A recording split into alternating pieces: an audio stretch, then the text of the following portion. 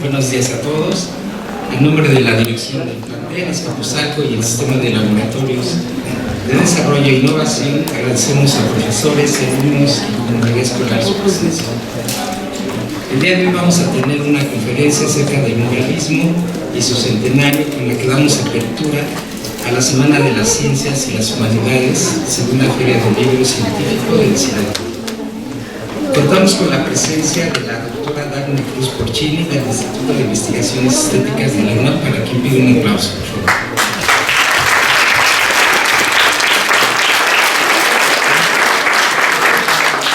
La maestra Patricia Trejo Martínez, secretaria general del plantel.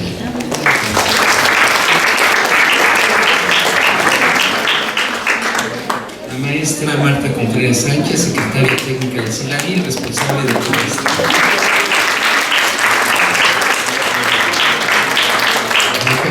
Le cedo el micrófono a la maestra Pati Trejo para que nos den las palabras en nombre de la directora del plantel, a quien agradecemos su presencia porque ha andado muy movida estos días con todo lo del simulacro. Pues aquí está haciendo acto de presencia. Se lo paso. Hola chicos, buenos días. Hola chicas, buenos días. Maestro Mario, bienvenido. Maestra Karina, maestro Toño Nájera, secretario de Asuntos Estudiantiles, y bienvenida al presidio, doctora. Aquí estamos todos presentes. Bueno, yo le comentaba ahorita a la doctora, hace muchos años, pero muchos años, tengo más de 33 años de antigüedad en este plantel, trabajé como responsable del programa Jóvenes a la Investigación en Humanidades y Ciencias Sociales, pero en aquel entonces yo era la coordinadora de los 5 planteles. Y entonces recordé un nombre de un gran amigo, Jaime Ríos, y él era mi jefe directo. ¿Qué hacíamos en este proyecto?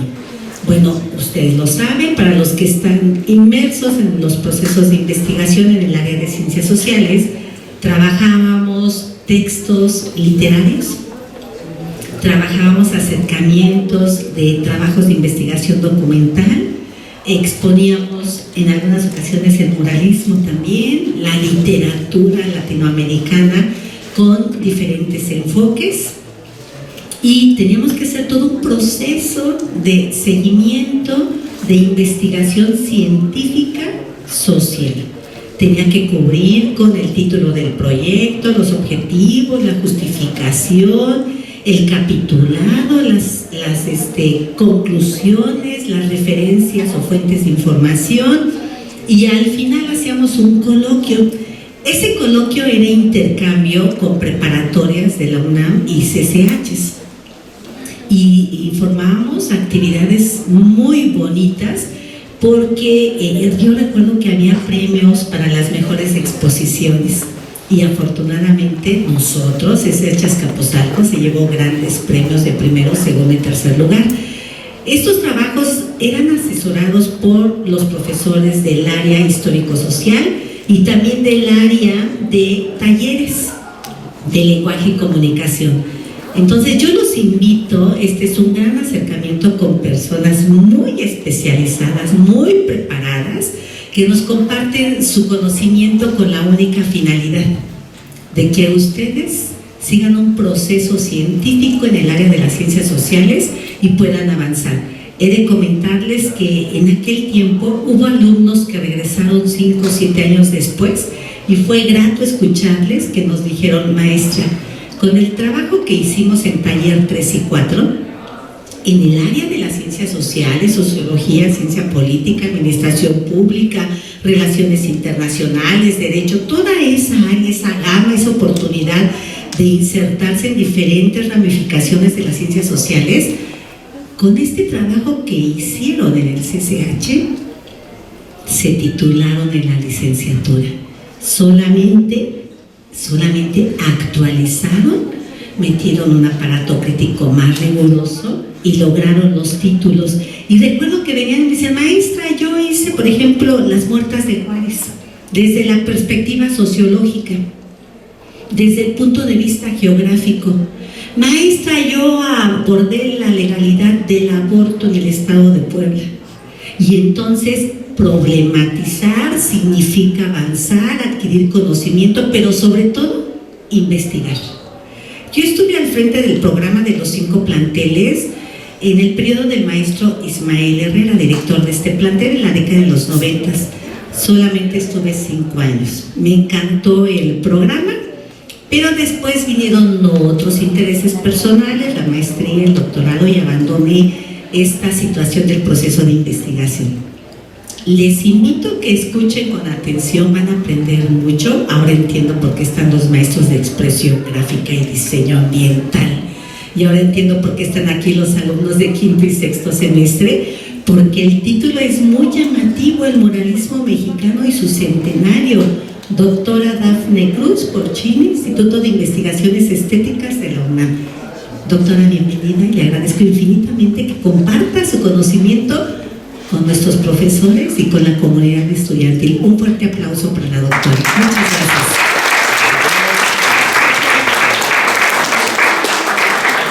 Bueno, pues muchas gracias. Estoy muy contenta de estar aquí con todos ustedes. Gracias también por la invitación de este día, bueno, que se antojaba difícil por el simulacro. Esperamos que no más quede un simulacro. Y bueno, y sin más les voy a introducir, pues porque por supuesto la historia del muralismo es muy amplia, es muy extensa, hay varias propuestas visuales, artistas, formatos, técnicas, pero yo les voy a dar como una introducción también, como para que también ustedes tengan idea de cómo se fue gestando esta parte heroica del muralismo mexicano. ¿Por qué es su centenario? Porque el primer mural fue pintado por Diego Rivera, y lo vamos a ver en unos momentos, en 1922, en la Escuela Nacional Preparatoria, en el Anfiteatro Simón Bolívar, que espero que varios de ustedes lo conozcan, sino también una invitación para que vayan al antiguo Colegio de San Ildefonso, que es ahí donde se inició, es la cuna del muralismo mexicano. Entonces también ahí vamos a aludir a esos murales. Y bueno, también mencionarles que el muralismo mexicano fue una propuesta artística de este hombre muy importante también para nuestra universidad, José Vasconcelos, a quien también le debemos tanto el escudo como el lema de la universidad. Y bueno, José Vasconcelos había sido rector de la Universidad Nacional, él había pertenecido a este movimiento literario e intelectual del Ateneo de la Juventud, y bueno, con el triunfo de la Revolución Mexicana y los gobiernos revolucionarios, el primero fue de Álvaro Obregón, él invita a José Vasconcelos a que sea su secretario de Educación Pública. Entonces, bueno, inicia, ¿no?, las condiciones también para una pintura pública y monumental, pero que también hicieran como mucho énfasis en la renovación social, que eso iba a venir después del conflicto armado. Entonces Vasconcelos, así como cuento, aquí está en su despacho de la Secretaría de Educación Pública, a él le debemos esta gran cruzada educativa, cultural, artística de los años 20.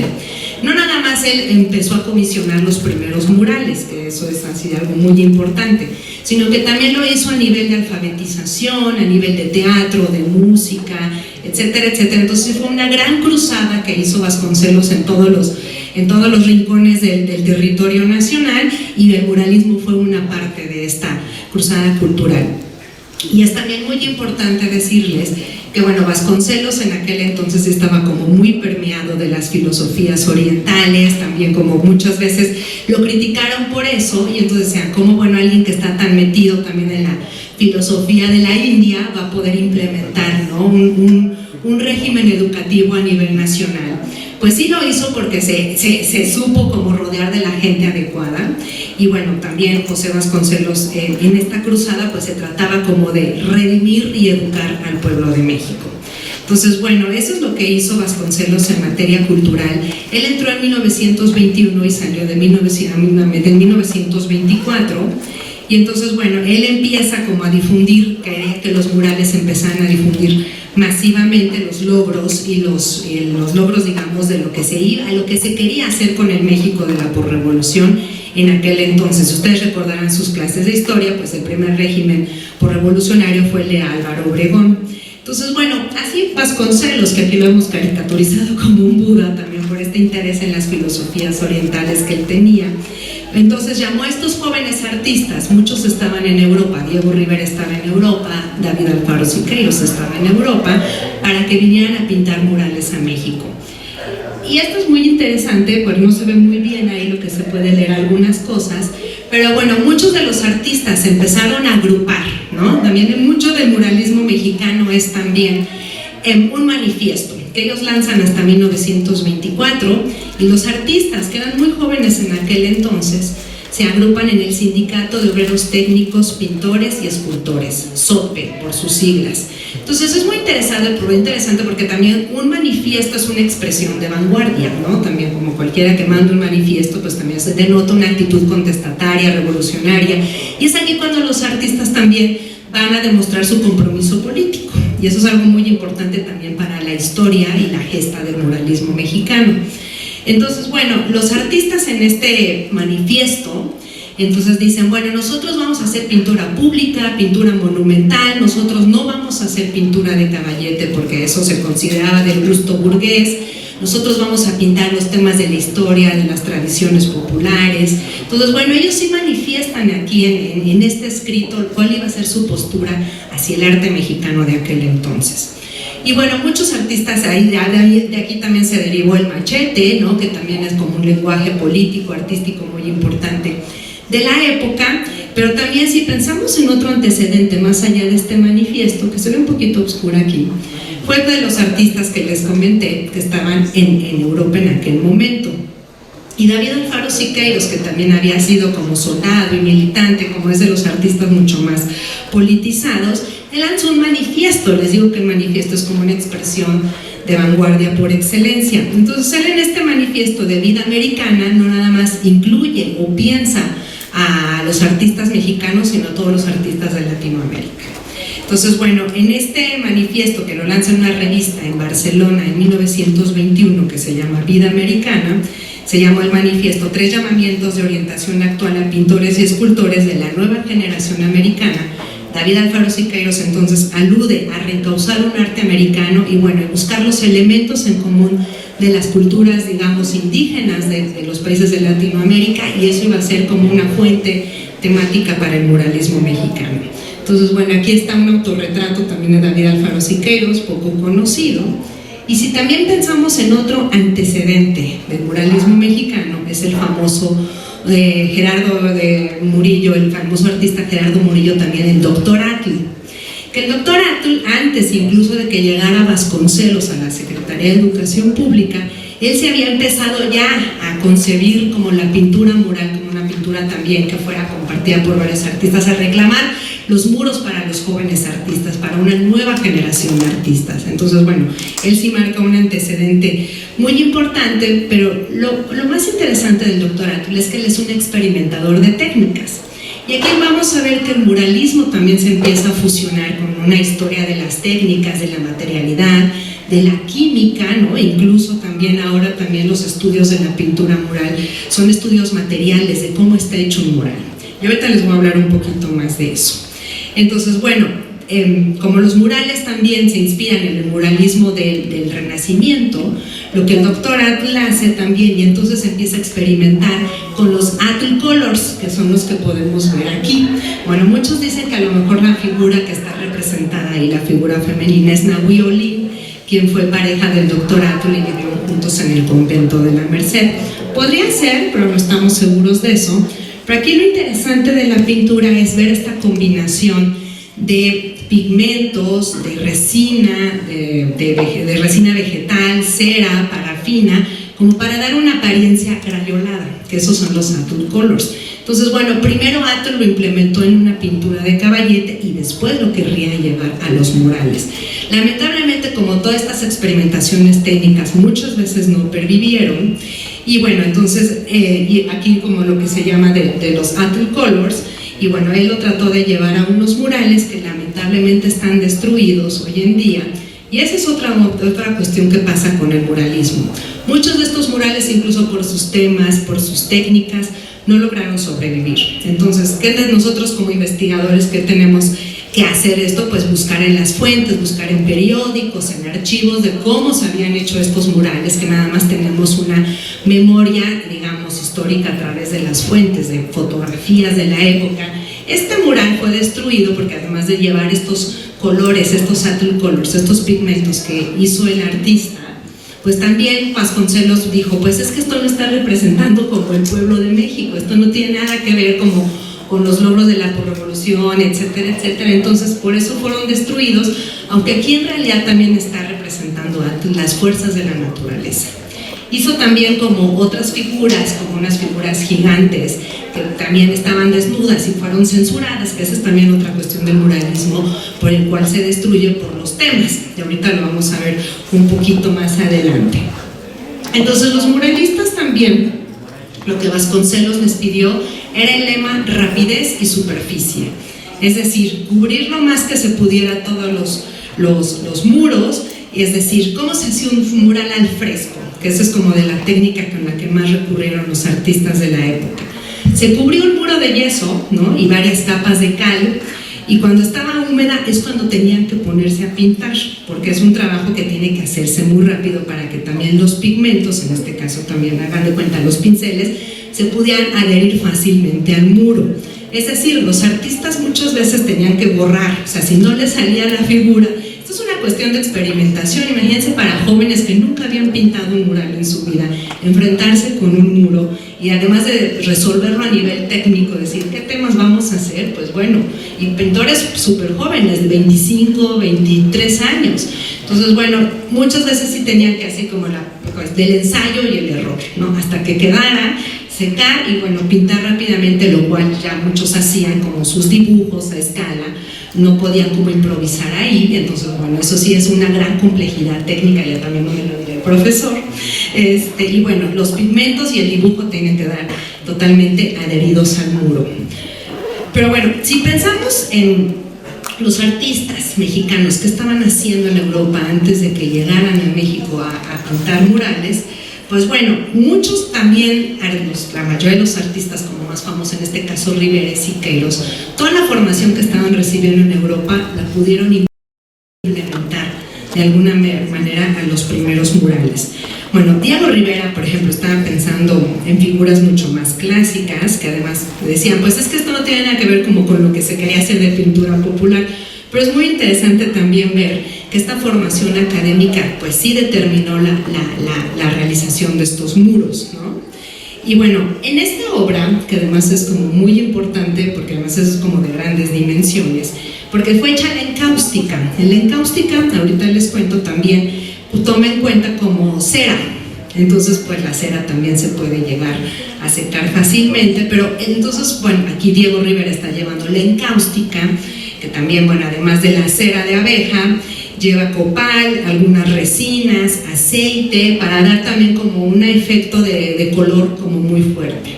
Entonces, bueno, Diego Rivera aquí, además de que también él ya había estado haciendo obras relativas al cubismo, en esta obra, pues bueno, él está en España, ¿no? Están en el río Tajo, en Toledo, y bueno, aquí los campesinos, además de figuras muy alargadas, ¿no? También están observando casi una representación medio abstracta de la Virgen. ¿Sí la ven en medio, alrededor del círculo rojo? Entonces, bueno, el niño también ahí como que está flotando en el aire, pero lo que me interesa aquí es sobre todo ver la utilización de los colores, la composición que está haciendo el pintor, porque eso después lo vamos a ver en su pintura mural. Y bueno, en las ciertas como porciones del paisaje, que eso sí lo pueden ver como en las esquinas, ¿no? Y aquí en estas partes que sí están como mucho más geometrizadas, que eso sí también lo sacó Diego Rivera del cubismo. Entonces, bueno, estos cuerpos alargados de los campesinos, pues sí nos permiten ver como una conexión, una interacción entre el paisaje, la escena y el espacio. Entonces, bueno, esto también los recuerda, ya que a mí también todos los artistas mexicanos vieron artistas españoles tan importantes como el Greco. Entonces, bueno, aquí también es, no nada más, lo que me interesa decirles es que no nada más el muralismo mexicano está como formado, bueno, sí, nada más la inspiración de los temas mexicanos, sino que es la suma de muchas cosas. Pero sí la formación de los artistas en Europa fue muy importante para el desarrollo de la pintura mural. Bueno, aquí vamos a ver el primer mural, por eso es el centenario de 1922, bueno, 2022, cumple 100 años, aunque también, bueno, estas fechas se pueden mover un poco, porque se considera como la fecha de inicio del mural, pero también se pueden llevar 2 años, 1 año. Entonces, por ejemplo, la creación de Diego Rivera en el Anfiteatro Simón Bolívar, pues sí llegó de 1922 a 1923, entonces todavía estamos festejando sus 100 años. Entonces, bueno, este fue el primer mural en México, con un toque también renacentista. Diego Rivera había viajado intensamente a Italia para estudiar los murales renacentistas, pero también como las figuras del arte bizantino. Y bueno, él propició, Diego Rivera, gracias a la invitación que le hace Vasconcelos, que también fuera como detonando varias invitaciones. Ahorita lo vamos a ver con otros artistas muy jóvenes, como les decía, como Jean Charlotte, que fue un artista francés que llegó a México también porque atraído por lo que se quería hacer en México con la pintura mural, Fernando Leal, Fermín Revueltas y posteriormente José Clemente Orozco y David Alfaro Siqueiros incorporaron a San Ildefonso para pintar los murales. Bueno, todos los artistas creyeron en una utopía social y artística. Si bien este mural no tenía los elementos que Vasconcelos quería ver, por ejemplo, la representación del mestizaje o de algunas escenas de la historia de México, es muy interesante sobre todo a nivel técnico, sobre todo por la representación de las mujeres. Ahora ya le quieren dar como una interpretación más racial a las figuras que aparecen aquí. Entonces, bueno, cuando ve Vasconcelos esto, porque son figuras que están simbolizando las artes, empezó a decir, pues, bueno, además es un espacio donde se realizan conciertos, conferencias, hasta hoy en día, ¿no? Es un mural que también, por ejemplo, Diego Rivera implementó la hoja de oro, que lo podemos ver en las partes donde están como mucho más doradas del mural, y bueno, con esta técnica, la fusión de las técnicas antiguas, como fue el caso de la encáustica, y bueno, donde también se podía ver de una manera como muy clara el color. Ahorita me regreso al mural, pero también vean cómo se hace el dibujo en la imagen de la derecha, cómo se va haciendo el dibujo y después van rellenando, por así decirlo, con la pintura. Entonces, bueno, es una foto muy bonita de Diego Rivera también mientras está haciendo este primer mural y mientras también estas figuras que nos recuerdan, no nada más como, bueno, que estaban representando las artes, en este caso la música, y bueno, pensar que también estas formas clásicas, ¿no?, también recordaban a lo que Diego Rivera estaba haciendo en Europa, pero también al mismo tiempo el estudio de la geometría. O sea, para hacer el primer mural y la primera vez que Diego Rivera se estaba enfrentando a un muro, pues lo hizo muy bien, ¿no? Entonces, bueno, pero sin embargo, Vasconcelos ve el mural, ahorita me regreso, y le dice, es que yo no veo temas mexicanos en esta obra. Entonces, bueno, lo que hace Diego Rivera es poner como unas figuras de estos pantocrátoros bizantinos en el medio, ponerle una parte como tropical, también puede decir, bueno, al final hay que darle gusto a quien me está encargando la obra.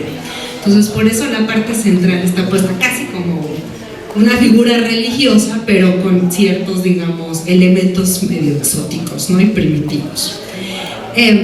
Bueno, esta es como la creación, también de verdad es una invitación a que vayan, esto es patrimonio universitario, entonces también no nada más los murales que están emplazados en la Escuela Nacional Preparatoria, sino también como todos los murales que están en Ciudad Universitaria, no, también sería muy bueno que fueran a visitarlos, todo eso es patrimonio de la UNAM, no lo olviden.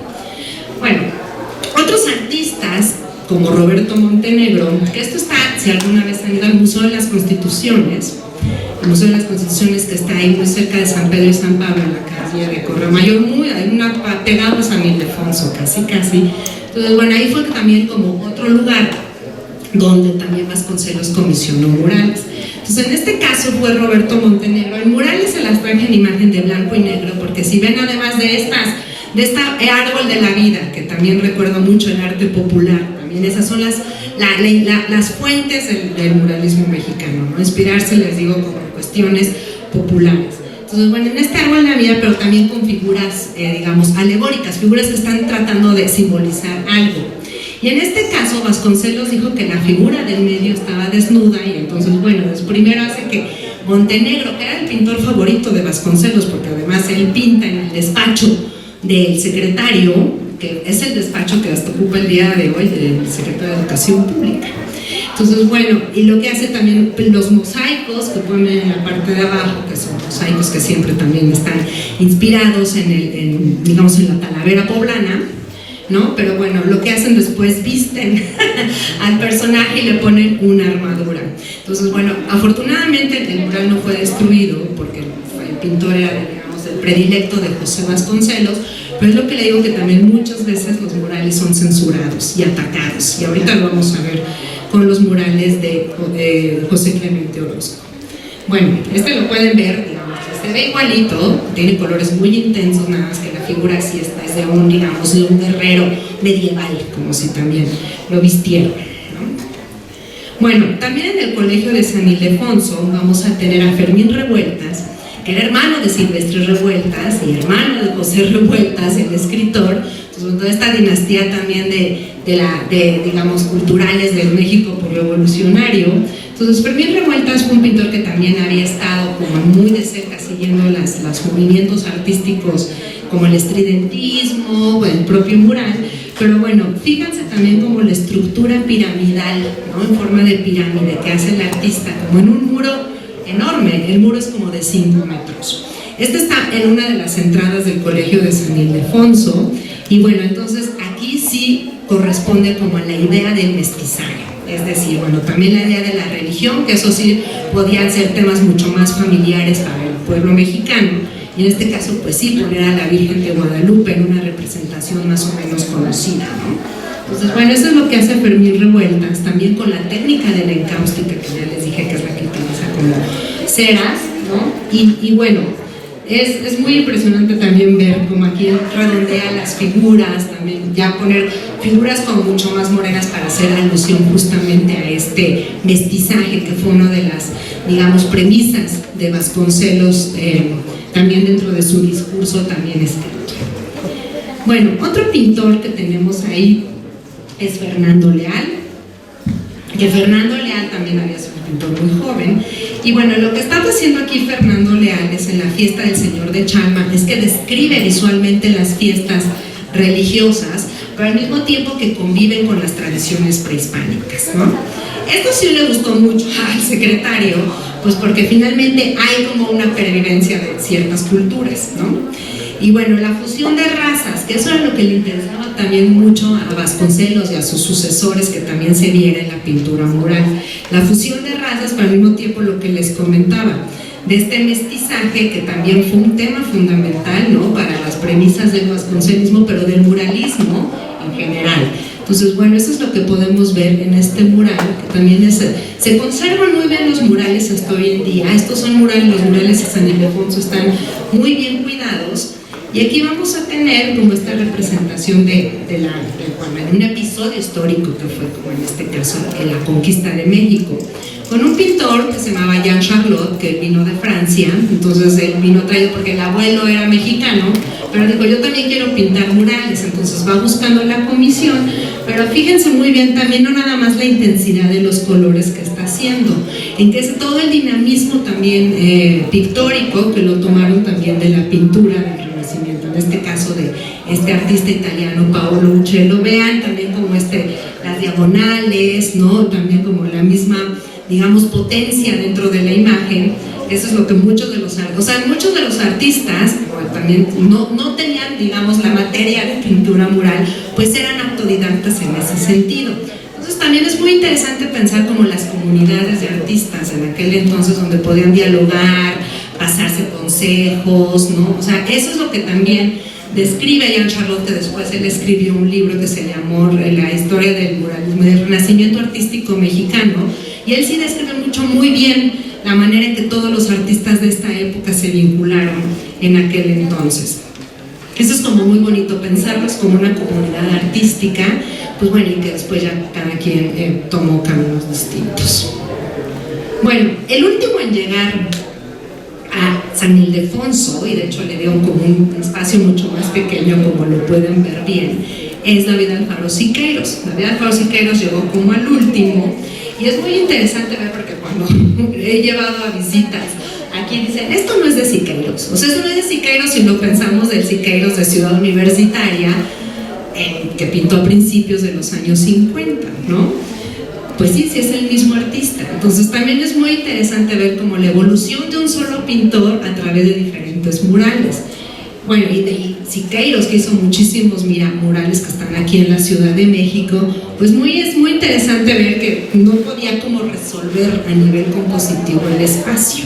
Además que es un espacio como muy oscuro, Sí, es como, representa como las dificultades técnicas de la pintura mural. Entonces, bueno, ahí también hizo, si lo pueden ver bien, como de este lado, un poco, pero es muy interesante como un ejercicio, que también es lo que les decía, enfrentándose por primera vez a estas obras, pues no, también no era una cosa como sencilla. Entonces, bueno, ahí también vamos a ver, esta es una cuestión también muy interesante de la pintura mural, cómo hay la adaptación de la pintura mural a la arquitectura del recinto. Eso es bien importante porque ahí están los muros, ahí están como estas bóvedas, ahí están todos esos elementos arquitectónicos y la pintura mural se tiene que adaptar justamente a esta arquitectura. Y bueno, aquí lo que quería hacer Siqueiros era como la pureza del color. No sabemos si lo logró muy bien, pero siempre es como muy interesante verlo como el primer ejercicio de un gran muralista que después, bueno, ya pintaba, si recordemos los murales de Bellas Artes, bueno, eso como un primer esfuerzo, digamos, estaban aprendiendo. Bueno, Diego Rivera hizo los murales en la Secretaría de Educación Pública, antes también todavía Vasconcelos estaba al frente de esta institución, y Vasconcelos y Diego Rivera tuvieron una relación ciertamente conflictiva, y después ya cuando sale Vasconcelos, el que se queda pintando los murales es Diego Rivera. Y bueno, lo que hace también Vasconcelos es llevárselos al sureste mexicano, como para decir, para que te permees de temas mexicanos, ¿no? Para que veas qué es lo que puede haber. Entonces, bueno, también no nada más se los lleva al sureste, se los lleva al istmo de Tehuantepec, y como que este tipo de cosas son lo que sí se quería ver en la pintura mural, y eso es lo que vamos a ver en la Secretaría de Educación Pública, también como haciendo alusión, no nada más como a ciertas tradiciones, y ahorita me voy a regresar a esta obra, a las tradiciones de México, a todo lo que era como referente también de lo que significaba para nosotros el país. Entonces, bueno, Diego Rivera lo hace no nada más como plasmar, digamos, como fiestas tradicionales como el Día de Muertos, ¿no? Sino que también, bueno, hacer como los oficios, la maestra, digamos, los mineros, ¿no? Y bueno, todo esto también, esto queda representado en los muros, y eso sí queda una idea muy fija de lo que debería de ser México, ¿no?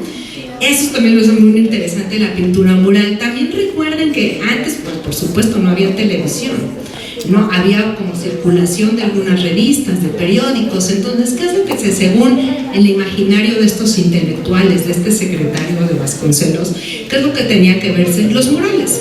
Los murales, porque también de alguna manera nos llevan como por una narración, nos cuentan una historia, ¿no? No tenemos que leer, sino nada más como ver las imágenes. Y es una de las cuestiones muy interesantes del muralismo. Ya por supuesto después viene un desarrollo de la radio, pues bueno, obviamente mucho después apareció la televisión, pero eso era lo que había entonces. Y era una manera como de convencer, ¿no? De lo que estaba haciéndose los regímenes revolucionarios, pues bueno, que esto era el país. Y bueno, fue una idea que sí arraigó de manera muy profunda, porque hasta la fecha se siguen haciendo murales, digamos, ya con otras acepciones y con otra naturaleza, pero hasta la fecha se siguen haciendo murales. Entonces, bueno, vean también ahí Diego Rivera poniendo como todo, y que esto también obviamente tuvo como gran aceptación en el mercado norteamericano, pero ahorita vamos a hablar un poco más de eso. Me voy a apurar porque si no, no nos va a dar tiempo de las preguntas. Esta es una fotografía de Diego Rivera en la Secretaría de Educación Pública, y esta es una de mis partes favoritas del mural, que se llama El Correo de la Revolución Proletaria y Agraria. Y ya vieron quién está repartiendo las armas, sí la conocen, por supuesto. Frida Kahlo. Exactamente. Antes de Frida Kahlo. Como también, bueno, inspirando también digamos, movimiento revolucionario, antes de esa autoconstrucción que ella misma hace de su persona, ¿no?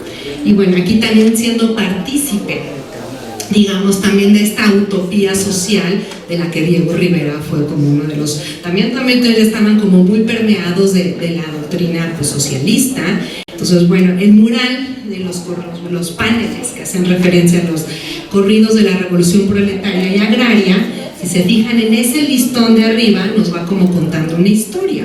Un corrido que lo toma, por supuesto, de los corridos revolucionarios, pero que después lo suman con los corridos proletarios, ¿no? En este caso, la figura del trabajador.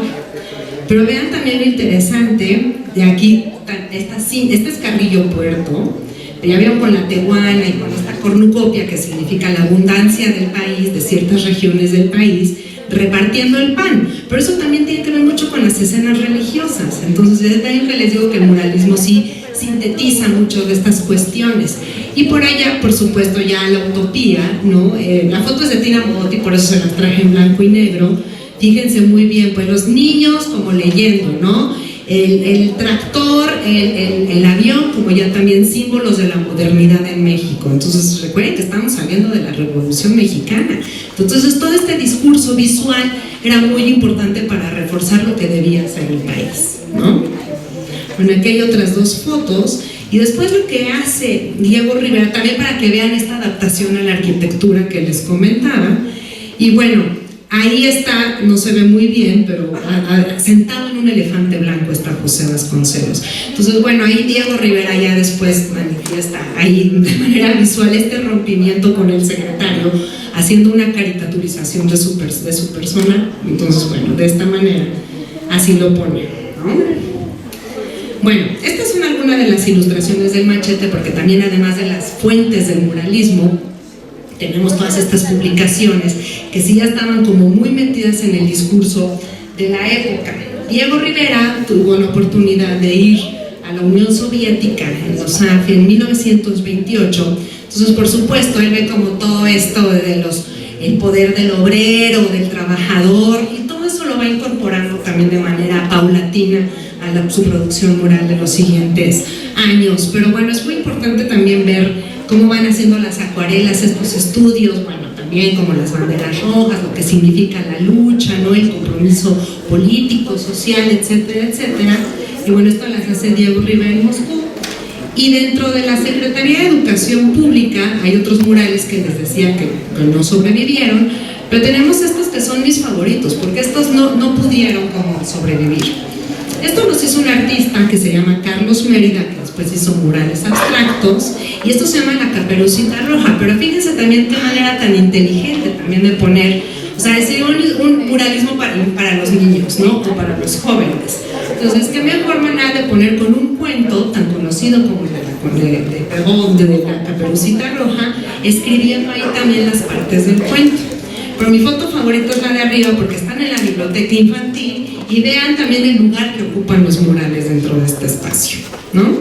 Entonces es como muy interesante ver otras propuestas, que es lo que les decía al principio, que no nada más son como las de los artistas más importantes, como Diego Rivera o Vidal Faro Siqueiros o José Clemente Orozco, sino también estas propuestas que ya lamentablemente no sobrevivieron, pero que también nos muestran como este interés por la educación y a través de los murales. Estos son otros que están muy cerca, en una escuela que se llama Belisario Domínguez. Y bueno, ahí se puede ver que también era como tomar los cuentos infantiles para poder también hacer una historia y que eso también fuera comprensible a los niños, pues no todos los niños iban a entender las pinturas murales, pero sí iban a ponerlo de una manera mucho más simplificada, mucho más sintética para que ellos también pudieran comprender. De estos están lamentablemente destruidos, la foto en blanco y negro es lo que ya no sobrevive, pero sí quedan como algunos fragmentos. Y bueno, también para ir como adelantándome y para que ustedes puedan preguntar, por supuesto esta es una barradita, pero ya también les puedo pasar como bibliografía de los temas que les puedan interesar. Bueno, José Clemente Orozco también él llegó a pintar como los 3 pisos del patio central del Colegio de San Ildefonso, pero es muy interesante lo que hace Orozco. Por un lado, él fue caricaturista, entonces como haciendo una ridiculización, como lo ven aquí en la izquierda, de la justicia, ¿no? Poniéndolo de una manera totalmente satírica y sin ningún como pudor, ¿no? Pero al mismo tiempo inspirándose como en esta Venus de Botticelli tan famosa, como lo pone la figura que está ahí en medio. Bueno, los estudiantes cuando empezaron a ver estas figuras femeninas, ya sea esta como la justicia, como esta como prostituta, la verdad, o figuras desnudas, empezaron a atacar a los murales. Y eso también fue de las razones por las cuales los artistas salieron de San Ildefonso, porque los murales empezaron a ser mutilados, empezaron a ser como navajazos, los pintaron, y bueno, los artistas no podían trabajar en esas condiciones. Hay crónicas que también los propios artistas tenían que también cargar pistolas para defenderse de los propios estudiantes. Recuerden que era la Escuela Nacional Preparatoria, Entonces, bueno, no era fácil pintar murales en esas condiciones. Y a la fecha, si uno se acerca a los murales de Orozco, sí puede ver cómo están totalmente, o sea, a pesar de que están restaurados y están muy conservados hasta hoy en día, pues sí hay signos que quedaron de esa mutilación, de esa destrucción, de ese descontento por parte de los estudiantes ante estos murales. Y bueno, y aquí fíjense, es muy interesante ver que si estaba glorificándose la Revolución Mexicana o las tradiciones o todo lo que tenía que ver también con estas cuestiones, pues bueno, aquí lo que está haciendo Orozco es que está siendo muy crítico de la Revolución Mexicana, como un lugar también donde las familias se quedaban, digamos, sin la cabeza, ¿no? En este caso la desolación, la tristeza, o sea, también Orozco está haciendo alusión a esto, y eso también nos llevó a unos dibujos que se llaman, que son Los horrores de la revolución, que son obras súper violentas, pero que también aquí Orozco se dio como esa licencia de pintar unas obras mucho más violentas y mucho más críticas de la Revolución Mexicana, porque también la Revolución Mexicana fue esto. Entonces, bueno, aquí más allá de la pintura mural, son como otros soportes que los artistas van explorando también para manifestar como su propia postura o su propio sentir ante la historia de México. Bueno, ya también para ir como cerrando esta brevísima introducción, pero también porque me gustaría que me preguntaran. Bueno, aquí vamos a ver que sí que Rivera también lo invitaron a Chapingo, que además es un mural que se llama así su propia capilla así de Sixtina, pero así pues una capilla muy chiquita. También más allá del discurso político, de ver como las estrellas rojas, ¿no? Como también pensar en la ciencia y en el progreso como el avance de la humanidad, ¿no? En este caso aquí también todas estas alegorías al viento, como todo eso que fuera como usado a favor del hombre. Entonces, bueno, es lo que está haciendo como Rivera en la capilla riveriana, que así se conoce en la Universidad Autónoma de Chapingo, que hasta hoy en día, pues sí, es una escuela como de ingeniería, ¿no? Es un centro de educación sobre ingeniería, y bueno, que estos murales están como en un pequeño espacio, que también se considera como la propia Capilla Sixtina, pero en su referente mexicano. Y este fue el primer mural en Estados Unidos. Esto ya también se presta para otra conferencia, que espero me inviten el año entrante, de todo lo que hicieron los artistas mexicanos en Estados Unidos. Este fue el primer mural en Estados Unidos, el Prometeo, que fue una escuela en California, pero fíjense muy bien ahí también justamente esta adaptación a la arquitectura, ¿no? En este caso Prometeo, el titán, con la lucha del fuego, pero parece que está peleando con el espacio. Entonces, la primera comisión de un muralista mexicano fue en 1930 y fue por José Clemente Orozco. Entonces, bueno, este es uno de mis murales favoritos, porque además sigue siendo comedor universitario y se puede ver el mural. Y bueno, Diego Rivera también, esto es en Estados Unidos, muchas veces antes de que tuvieran comisiones murales, hacían murales portátiles. Y una mejor manera también de introducir este muralismo era a través de las figuras icónicas, digamos, de la historia de México. En este caso, Zapata, que fíjense, lo pone como un mártir, ¿no? No lo pone como un revolucionario, lo pone como un mártir al que se le debe también el reparto agrario. Pero también fue crítico de lo que estaba pasando en Estados Unidos en aquel entonces, la depresión y la crisis económica que tuvo Estados Unidos en aquel momento. Y para acabar, les traje esto de Diego Rivera en Detroit, que fue uno de sus murales, digamos, más emblemáticos, y bueno, donde también, hablar de la industria automotriz, ¿no? El mural permanece muy bien hoy en día, pero también exaltando digamos, esta fuerza del trabajador, y también haciendo caso también como a la industria farmacéutica. Y bueno, también aquí les traje una peliculita para terminar, para que vean también cómo se va haciendo una pintura mural. Y con esto cierro mi intervención para que vayan pensando sus preguntas. Denso, ¿no? Porque igual se tarda para reaccionar, pero es un cachito de una peliculita, de un fragmento fílmico que ahí se ve cómo está Diego Rivera pintando. No sé qué pasa, no se ve. Bueno, a ver si ahorita se anima. Pero muy bien, entonces esta es como una pequeña introducción a lo que fue la historia del muralismo en México, que como les dije hay muchas propuestas temáticas artistas, pero estos son, digamos, como la introducción, digamos, a un periodo, digamos, que también fue de gran efervescencia política, social, y donde los artistas también hicieron muchas obras murales, nada más en México, también después se fueron a Cuba, después a Argentina, pero que también es muy importante revisar esta historia para, y el legado plástico que dejan estos artistas y que es muy importante que ustedes conozcan. Pues muchas gracias y espero sus preguntas. Qué pena que ya no se pudo ver esto. Gracias.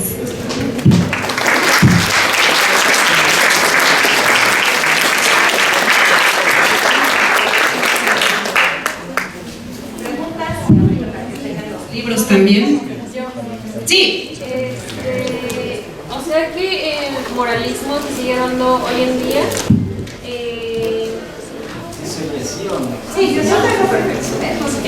Que si el moralismo se sigue dando hoy en día y si es así como cuáles son las características que ha cambiado, o sea, el proceso del moralismo, cómo ha cambiado con el tiempo. Bueno, ha cambiado mucho de entrada con las comisiones, ¿no? También recordemos que el muralismo fue un arte de Estado. Y después, cuando, bueno, todas estas comisiones murales las pagaba el Estado mexicano, ya vimos con la Secretaría, pero después también, cuando se hicieron las misiones culturales, que eso también fue en los años 20 y 30, pues ya lo pagaban, digamos, como los gobernadores de los estados, etcétera, etcétera. Después el muralismo ya también fue tomando como un carácter mucho más independiente. En los años 30 ya hubo como agrupaciones de artistas que decían que no estaban de acuerdo con las políticas gubernamentales, entonces muchas veces se identificaron con los sindicatos y los sindicatos le decían, bueno, ¿por qué no me vienes a hacer un mural aquí en mi auditorio? Entonces ahí también de alguna manera se fueron tratando de desmarcar poco a poco, porque finalmente el Estado era quien les pagaba a los muralistas, pero ya después también ha tomado un carácter mucho más independiente. También ya cuando el muralismo se fue consolidando a través de los años, pues ya también fue parte como de la educación artística del país, entonces ya también por eso también se pudieron hacer murales en otros lados, pero sí es como una larga y compleja transformación que ha tenido la pintura mural, como les decía, también en cuestión técnico, ¿no? También como abrevar en otros materiales, sobre todo en otros espacios, sobre todo ver que los murales al exterior, que podían como perdurar, entonces bueno, sí son como, hay que ver como muchos factores también, y es muy interesante ver que también la historia del muralismo pues va al mismo tiempo que la historia del país, ¿no? La historia económica, política, social y cultural del país. Eso es también lo interesante, que pueden ir como, como en procesos paralelos, entonces también uno puede ver también esos procesos hasta hoy en día. Muchas gracias por la pregunta. ¿Alguien más? A ver, por allá. ¿El muralismo mexicano aún existe como vanguardia? Fue una vanguardia en aquel entonces, pero ya no tanto, porque ya digamos se institucionalizó, pero en los años 20 claro que sí fue como considerado como una vanguardia, y no se los mencioné, pero el muralismo mexicano ya después, cuando los murales del Hospicio Cabañas en Guadalajara, de Orozco en los años 30, o los propios murales de Ciudad Universitaria, ya se consideran como patrimonio, ¿no? De la humanidad. Entonces, bueno, pero sí todavía eso como tardó, pero imagínense como los murales, digamos, más pioneros o vanguardistas, pues todavía eso tardó, pero ya el muralismo ya se institucionalizó, pero en aquel entonces sí fue considerado como un arte de vanguardia, pero ahora ya mucho menos. Sí, allá atrás, por favor. ¿Por qué es importante el muralismo? Pues porque el muralismo nos está mostrando una parte, no nada más de nuestra historia, de nuestra cultura, y también como de el proceso de historia del arte de este país.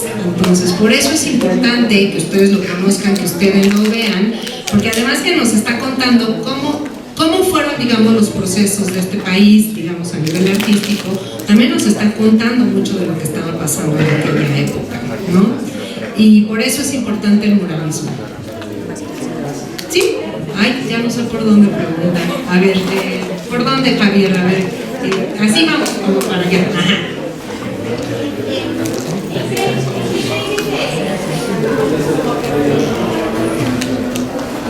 Bajaron los verdes para hacer figuras.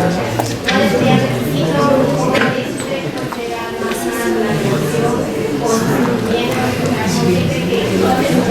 Eran como muchas cosas. Primero, pues lo que les estaban diciendo que pintaran porque les estaban pagando, era como hacer una chamba, finalmente, ¿no? Si no, tú vas a pintar aquí, por ejemplo, si estaban pintando, no sé, en la casa del pueblo de Michoacán, por ejemplo, en Pátzcuaro, por ejemplo, hay muchos murales. Entonces les decía, bueno, tú vas a pintar esto aquí, pues porque yo también te estoy pagando, o sea, eso es como una chamba, finalmente. Pero yo creo que en esa época tuvo que ver también con la propia conciencia de los artistas, ¿no? De poder como cambiar de alguna manera la sociedad, de que también ellos se vieran como reflejados en esas obras, porque también todos fueron partícipes de esta utopía social. Entonces, que también era bonito para ellos, pues, me están pagando, pero además, gracias a mí, mi moral va a cambiar como las conciencias de muchas personas, ¿no? Al verse también ellos reflejados en los muros. Entonces, también a nosotros nos podría parecer inocente esa idea ahora, pero tal vez en la época, o sea, en la época también había mucho como de este compromiso, digamos, artístico también con la sociedad. Pero son muchos factores, pero ese en esta época sería uno de los más importantes. ¿Se ha hecho algo para recuperar los murales que fueron agraviados anteriormente? Esa es de hecho una muy buena pregunta. Sí, y de hecho es como en tiempos recientes. Sí se tiene que hacer como mucha labor de investigación, porque pues hay murales que definitivamente se perdieron. Ya no llegué a ese tema, que eso se presta para otra conferencia, pero en los años 30 se hicieron murales con la temática de la educación socialista. Entonces muchos de esos murales también, por supuesto, estaban haciendo como una crítica muy fuerte a la iglesia. Recuerden que también fue el conflicto cristero en 1929, y es también muy sintomático ver que los murales correspondieron como a esa coyuntura política. Entonces, ahora lo estoy mencionando porque, por ejemplo, estos murales pues sí estaban poniendo, por ejemplo, no sé, como una crítica muy fuerte anticlericales, eran muy anticlericales esos murales. Igual a los propios padres de familia no les gustaron ver esas escenas y los destruyeron, les arrojaron sosa cáustica, les arrojaron, y entonces los murales fueron borrados. Entonces, bueno, sí es muy difícil, a veces sí tenemos evidencia documental, gráfica de esos murales, pero de otras veces ya no. También hay murales encalados, murales que también con el tiempo fueron como borrados, y bueno, ya o se perdieron, ya en algunos casos sí se ha logrado como sacar, por así decir, esa pintura, pero son los menos. Desafortunadamente sí se perdió mucha obra así, pero sí se han hecho esfuerzos gracias a la investigación por reconstruir la historia de esos murales, por recuperar esa memoria. También por allá levantaron, ¡ay, cuántas manos! ¡Qué gusto!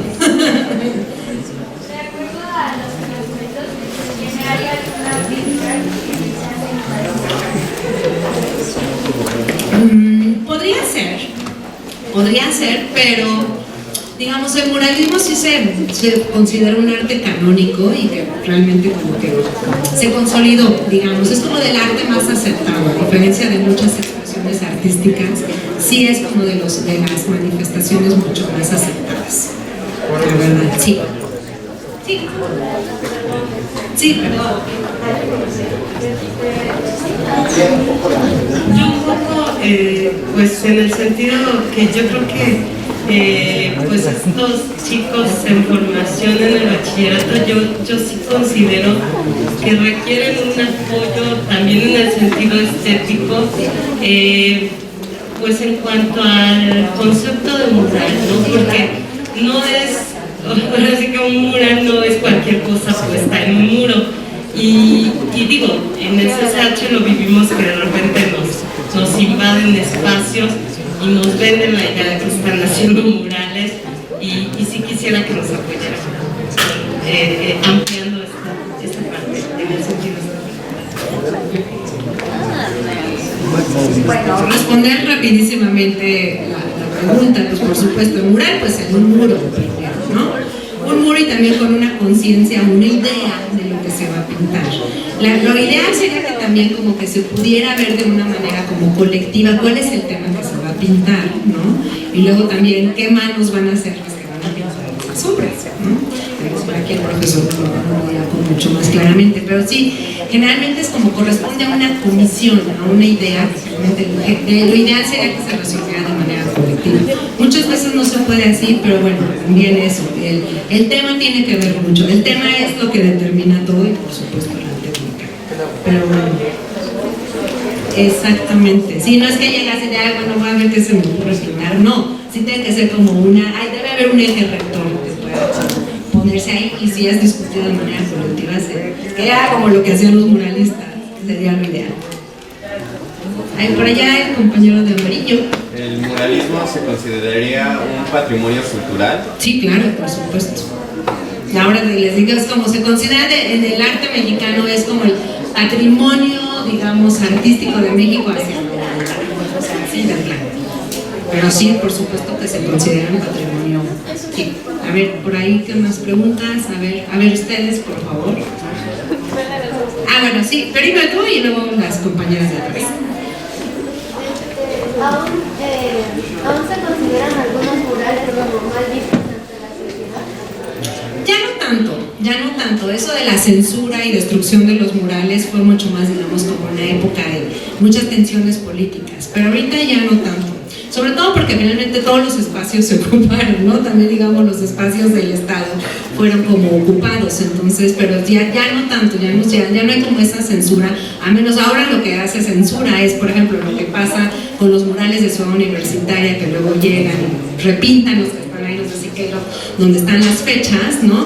Eso es como más criticado, eso se considera como un agravio, ¿no? Es de lo que está ahí con la destrucción de los murales, pero de lo que ya está pintado.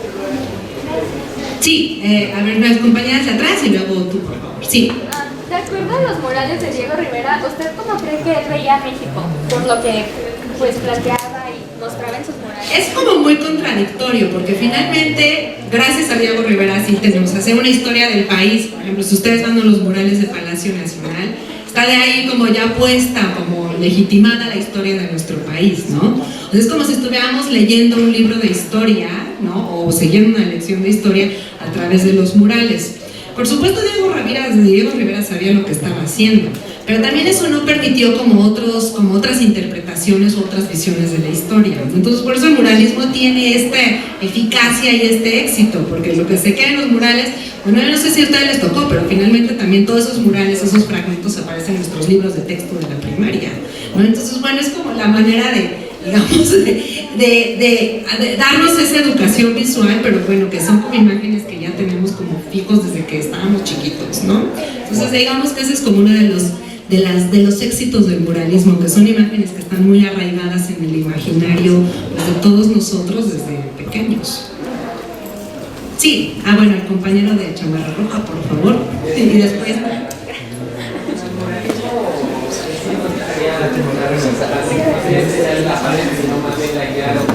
Exactamente.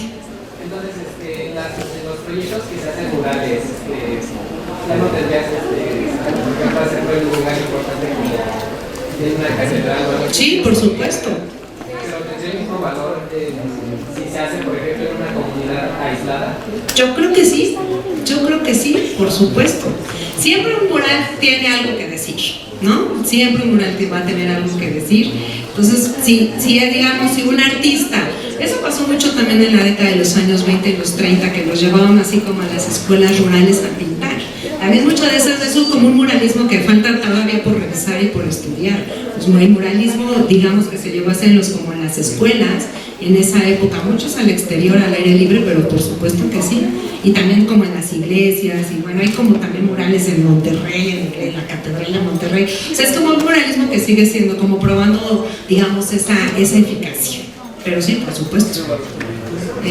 Sí, aquí, por favor. Para usted, ¿cuál es el artista más importante respecto al género de muralismo? Ay, es que es una pregunta muy difícil, pero bueno, lo voy a contestar a nivel personal, también por el tipo de complejidades técnicas, por el tipo también como de investigación que ha dado, pues porque también hay como muchas fábulas y también muchas anécdotas en torno a la historia del muralismo, ¿no? Pero por ejemplo, a mí me gustó mucho José Clemente Orozco. O sea, es mi favorito, de decir. Sí, por favor. Bueno, primero tú y luego tú. Gracias. ¿Qué puntos creen que fue el más importante del muralismo? Porque usted mencionó que en lugares específicos donde se hacía, ¿en qué momento la sociedad los empezó a ver? Y si se cree que hubo una decadencia y conforme fue avanzando por el impulso del arte. Sí, por supuesto. Pues es muy interesante ver que dónde se empezaron a hacer como los murales. Por ejemplo, lo que también le interesaba el régimen de la posrevolución era hacerlos como en las escuelas, ¿no? Hacerlos como en las instituciones, como la Secretaría de Educación Pública. Después, ya años después, en Bellas Artes, ¿no? En Bellas Artes quedan los lugares donde se pensaba que tenía que ir, ¿no? Digamos, el pueblo de México. Bueno, después Palacio Nacional. Entonces sí, digamos, estuvieron como muy bien pensados, hasta que a mí me admira mucho como la audacia de los dirigentes y también de los propios artistas, como saber dónde iban a pintar estas obras. Por supuesto, después se acabaron como los muros. Muchos de los artistas emigraron también precisamente a Estados Unidos porque las comisiones murales se acabaron. Pero después también, como a medida que se van haciendo, por ejemplo ahora en el Seguro Social, o sea, sí son como independencias públicas, y después esta decadencia vino finalmente también, como les conté, pues cuando ya vino como la radio, digamos las publicaciones ilustradas, como que hubo otros medios que vinieron como a sustituir toda esta, digamos, como esta educación visual que se iba dando en esos años. Pero sí fue como sustitución. Después decía un colega, después fue la televisión y todas las imágenes que nos recetaron y que pues ya sonaban los murales, pero te los llevaron a los libros de texto, por ejemplo, ¿no? Entonces, bueno, ahí digamos que tuvo otras funciones la pintura mural, pero ya en otros niveles. Ay, a ver quién. A ver, sí, claro.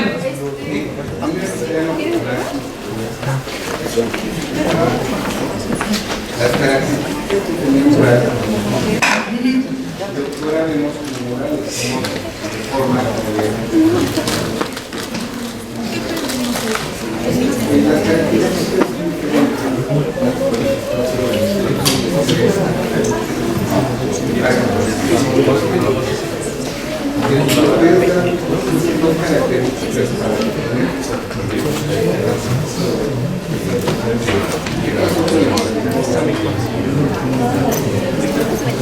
Sí, bueno, claro. A mí me queda claro que muchas veces cuando empezaron a pintar los murales, ellos ni sabían que querían pintar todavía. O sea, por supuesto, estaban respondiendo como a una consigna, pero todavía no estaba como muy clara del todo. Y yo creo que en esta primera parte del muralismo hay mucho también de propuestas personales que se quieren llevar a cabo. Exactamente, cuando los artistas de acuerdo a su propia formación. Solamente no iba a ser lo mismo Diego Rivera, que había estudiado los murales a Italia, que por ejemplo Orozco, que salió a Europa hasta 1934, ¿no? Entonces también como mucho es como la formación a nivel personal. Es lo que decía, que los artistas también como a nivel autodidacta, de ir a buscar libros, de leer, de informarse, de experimentar. Muchos de estos muralistas también trataron con albañiles, que eso también les empezaron a enseñar también cómo pintar en un muro. Entonces les digo que es como un cúmulo de aprendizaje, pero también como ellos mismos lo fueron como buscando, ¿no? También a nivel técnico, que eso, bueno, les costó mucho trabajo. Ya después cuando, digamos, se aprende, ya hay como un ejercicio, digamos, natural como de la práctica de la pintura mural, pues bueno, ya se fue como pero es mucho también de formación personal y bueno, también de muchos de los artistas, y afinidades, diferencias de lo que tuvieron con la gente que le comisionaba los propios murales.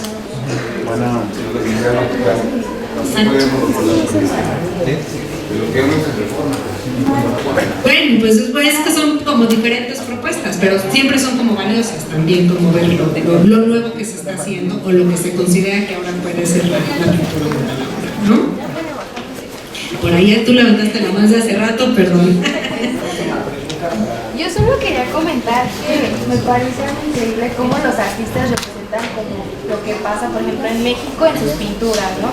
Lo de la revolución, cómo representaban la situación en las pinturas, y puede que ahorita en estos momentos, en la actualidad, pueda que representar la situación ahorita, ¿no? Y pues me parece muy bien porque también esas fotos, los muralismos, pues los ponen en los libros de texto para darse una idea. Por eso les comentaba, que nosotros ya como que aprendemos de pintura mural, aunque no seamos especialistas, pero lo vemos desde que nos quieren como contar esta historia, ¿no? Muchas veces institucionalizada, canónica, si lo quieren ver, oficial, pero bueno, esa es como la que nos dan, pero por eso siempre hay que ver como otras alternativas, ¿no? Y ver otros murales, por supuesto, otros artistas, otras técnicas, etcétera, etcétera. Pero es muy buena esta observación.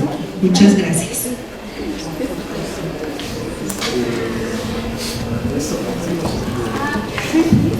Bueno chicos, de verdad me sorprende.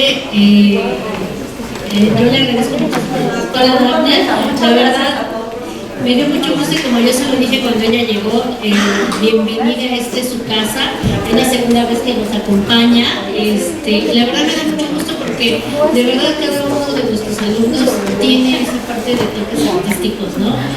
Ya sea un gusto, un hobby, ya sea algo que ellos ya se quieran dedicar, pero la verdad son de los temas muy bonitos, muy fascinantes y le agradezco mucho la invitación.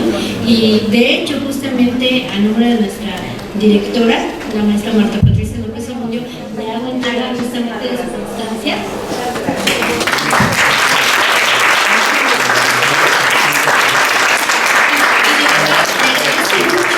Que se dé ese tiempo, la verdad es que viene de lejos la doctora y que esté aquí con ustedes al pendiente, y también me da mucho gusto que conteste, que los chicos le pregunten, y son temas bastante fascinantes. Y además otros temas que quedan pendientes en un grupo hecho por la mujer escritora. Bueno, muchas gracias a todos. Les agradezco muchísimo.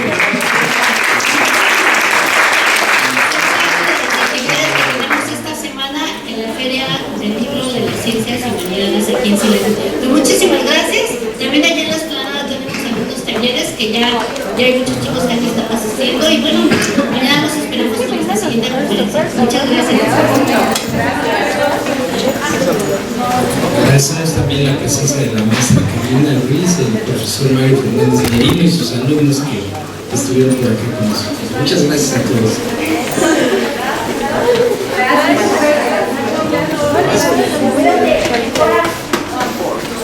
Unas cosas que hemos quedado.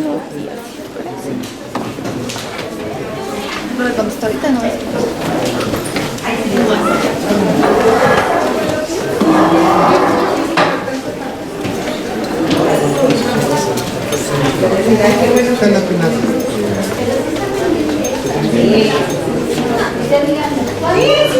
claro que sí, claro que sí. Sí, como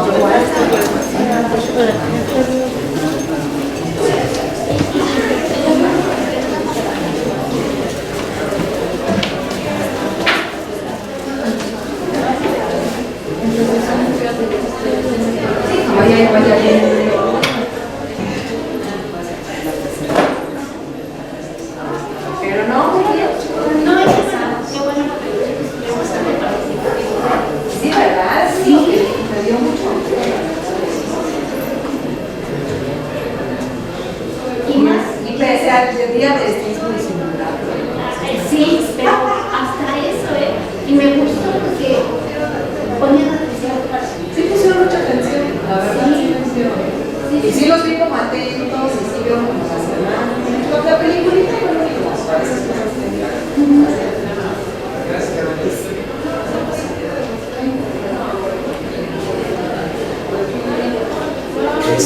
Apaga, y de acá se apaga, creo.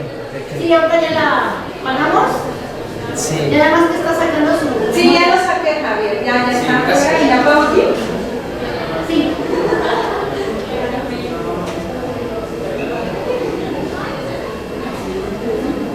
Sí, así nos facilita mucho. Muchísimo. Es cierto que es muy bueno. Es que usábamos el señalador que... ¿Sí? Sí, los temas que con el teclado es más fácil. Ay, Javier, es muy bueno, chicos.